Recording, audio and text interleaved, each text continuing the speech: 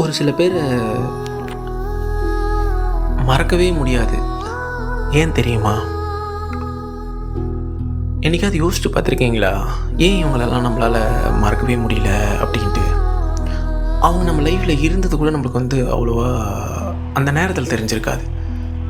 ஆனால் நம்ம நினைவில் அவங்க இருந்துகிட்டே இருப்பாங்க. ஆனால் அவங்க நம்மளை விட்டும் போயிருப்பாங்க.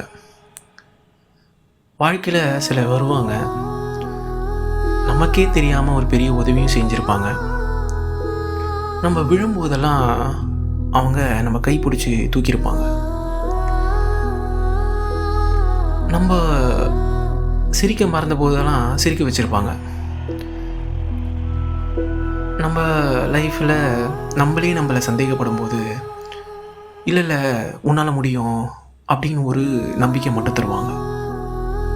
எந்த ஒரு பிரதிபலனையும் அவங்க பார்த்துருக்க மாட்டாங்க. பிரதிபலனையும் ஒரு கட்டத்தில் அவங்க நம்ம வாழ்க்கையிலேருந்து போயிருப்பாங்க. நம்மளால் அதை கரெக்டாக பார்த்துருக்க முடியாதப்போ போயிருக்காங்க அப்படின்ட்டு. ஆனால் அவங்க கொடுத்த அன்பு மட்டும் அப்படி நம்ம லைஃப்பில் இருந்திருக்கும். அது நமக்குள்ளே இருக்கும் எப்போவுமே. எப்பயாவது யோசித்து பார்த்துருப்போம், ஓகே ஆமாம்ல இது நம்மளுக்கு ஒரு பெரிய இவங்க தான் அப்படின்ட்டு. அதனால தான் நம்மளால் ஒரு சில பேரை மட்டும் மறக்கவே முடியாது. சில சந்திப்புகள் தற்காலிகமாக தான் இருக்கும். ஆனால் அவங்க விட்ட தாக்கம் மட்டும் நம்ம லைஃப்பில் நிரந்தரமாக இருந்திருக்கும்.